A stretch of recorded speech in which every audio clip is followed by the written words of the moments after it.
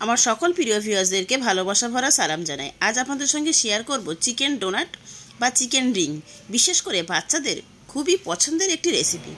আজকের এই ভিডিওর মধ্যেই আমি দেখিয়ে দেব চিকেন ডোনাটগুলো কিভাবে সংরক্ষণ করে রাখলে 2 থেকে 3 মাস একই রকম ভালো থাকবে।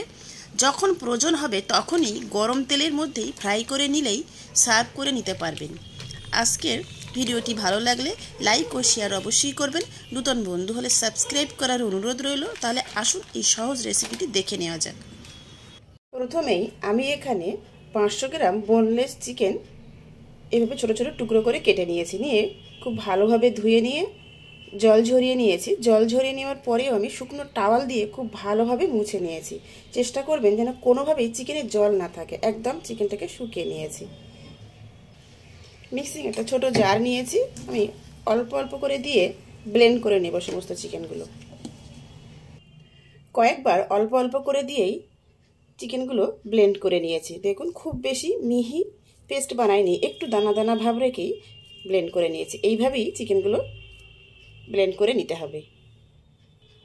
এটাকে সাইডে সরিয়ে রাখবো। একটা চপার নিয়েছি, এখানে পেঁয়াজ, ক্যাপসিকাম, ধনেপাতা একটু চপ করে নেব। আমি একটা ক্যাপসিকাম মিডিয়াম সাইজের রাফলি কেটে নিয়েছি, এগুলো চপারে দিয়ে চপ করে নেব।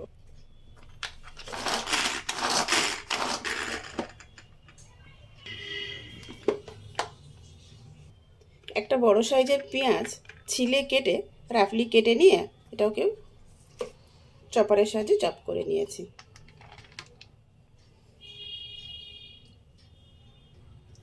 আর বেশ কিছুটা ধনেপাতাও চপ করে নিয়েছি। এবার চিকেনের মধ্যে আমি কিছু মশলা দিয়ে দেব। প্রথমেই দেব আন্দাজ মতো লবণ, 1 টেবিল চামচ আদা রসুন পেস্ট, 5টা কাঁচা লঙ্কা আমি মিহি করে কুচিয়ে নিয়েছি, এটা দিয়ে দেব। নিজেদের স্বাদ মতো কাঁচা লঙ্কা দিয়ে দেবেন। 1 টিস্পুন সাহা মরিচ গুঁড়ো, 1 টিস্পুন কালো গোলমরিচ গুঁড়ো, 1 টিস্পুন ভাজা জিরে গুঁড়ো, 1 teaspoon chilli flakes, 1/2 teaspoon chaat masala, একটা পাতিলেবুর অর্ধেকটা রস বার করে আমি চিপে দিয়ে দেব। আর 1/4 টিস্পুন লঙ্কা গুঁড়ো দিলাম, নিজেদের স্বাদ মতো লঙ্কা দিয়ে দেবেন। 1 টিস্পুন সয়া সস, একটা বড় সাইজের গোটা আলু আমি সিদ্ধ করে খোসা ছাড়িয়ে নিয়ে ম্যাশ করে রেখেছিলাম, এটা সব দিয়ে দেব। আর 2 টিস্পুন সাদা তেল দেব। আর এখানে 3 পিস ছোট সাইজের স্লাইস ব্রেড নিয়েছি, এগুলো কুচিয়ে দিয়ে দেব।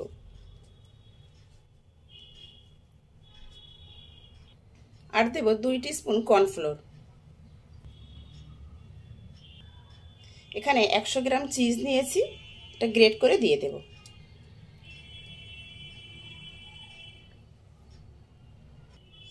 চিজ ছাড়াও ডোনাটস বানিয়ে নিতে পারবেন, কিন্তু চিজটা দিলে টেস্টটা খুব ভালো আসবে।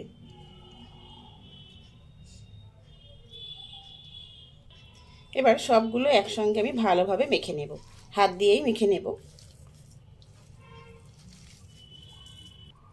যারা এখনো পর্যন্ত ভিডিওটি দেখছেন প্লিজ লাইক দিয়ে ভিডিওটি শেষ পর্যন্ত দেখবেন। পাল্টে খুব সুন্দরভাবে মেখে নিয়েছি। মেখে আমি হাতটা ধুয়ে একটু হাতে তেল লাগিয়ে নিয়েছি। এবার সবগুলো একই রকমভাবে আমি এরকমভাবে গোল গোল আগে করে নেব, তাহলে সব ডোনাটসগুলো একই রকম সাইজ আসবে।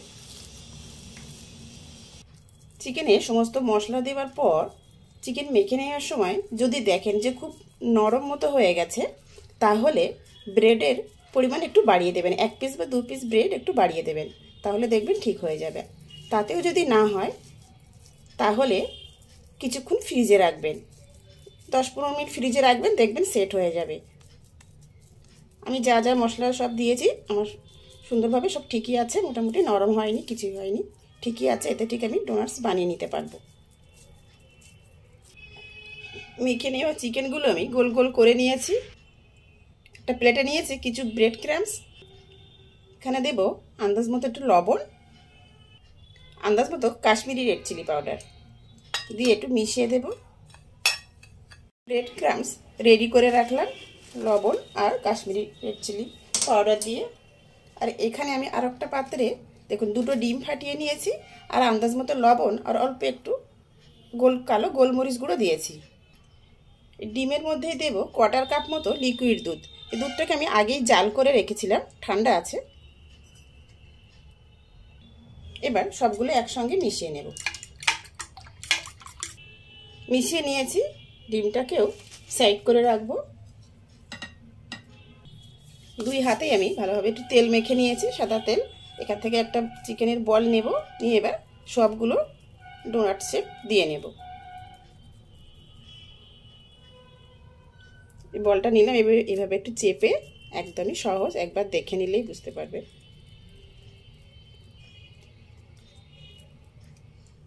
আঙুল দিয়ে মাঝখানটাকে এইভাবে একটু গর্ত করে দেব, ব্যাস।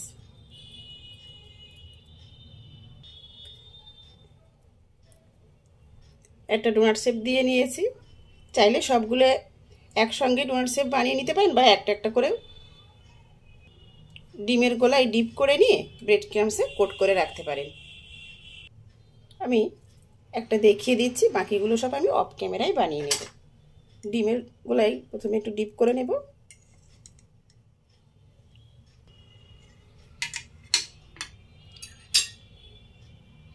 এবার ব্রেড ক্রাম্বসে কোট করে নেব।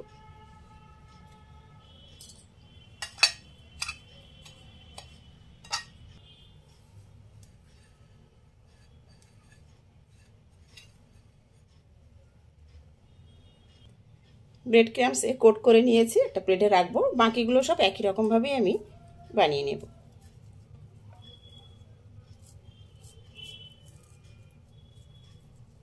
একটু সাইডগুলো এইভাবে একটু স্মুথ করে দেবে।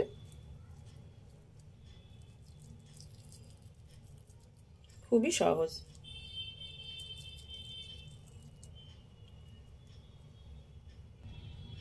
আরও একটা ডিমের গোলায় এভাবে ডিপ করে দেব, দিয়ে ব্রেড ক্রাম্বসে কোট করে নেব।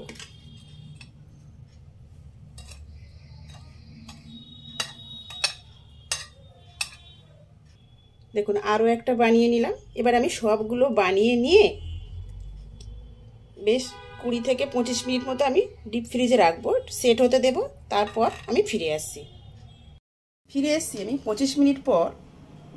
একটা প্যানেই আমি কিছুটা তেল, সাদা তেল গরম হতে বসিয়ে দিয়েছি। আর আমি এখনকার প্রয়োজন মতো আমি কয়েক পিস, 4 পিস মতো ডিপ ফ্রিজ থেকে বার করে নিয়ে এসেছি, এখন ভেজে নেব। আর বাকিগুলো ওগুলো ডিপ ফ্রিজে রাখা আছে। হাই ফ্লেমে তেল গরম করে নিয়েছি এবং মিডিয়াম লো ফ্লেমে ডোনাটসগুলো আমি ভেজে নেব। একে একে দিয়ে দেব।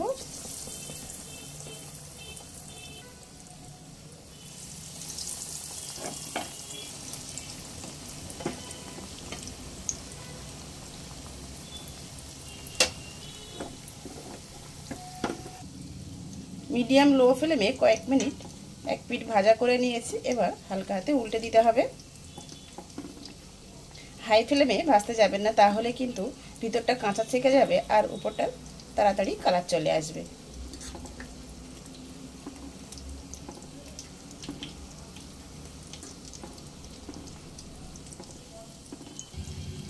মিডিয়াম লো ফ্লেমে উল্টে পাল্টে গোল্ডেন ব্রাউন করে ভেজে নিয়েছি, এবার উঠিয়ে নেব।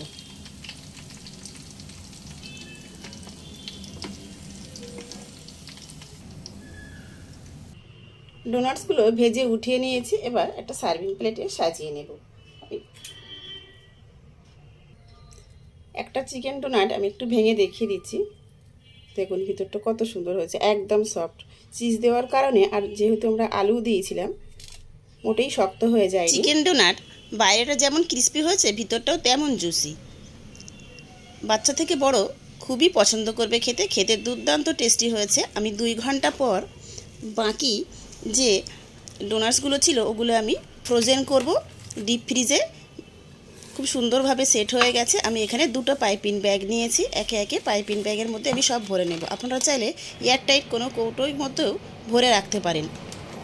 ডিপ ফ্রিজে যখন প্রয়োজন হবে তখনই ইচ্ছা মতো গরম তেলে ফ্রাই করে নিতে পারবেন। প্রায় 2 থেকে 3 মাস একই রকম ভালো থাকবে। খুব সুন্দরভাবে এইভাবে সাজিয়ে নিয়েছে। যতটা সম্ভব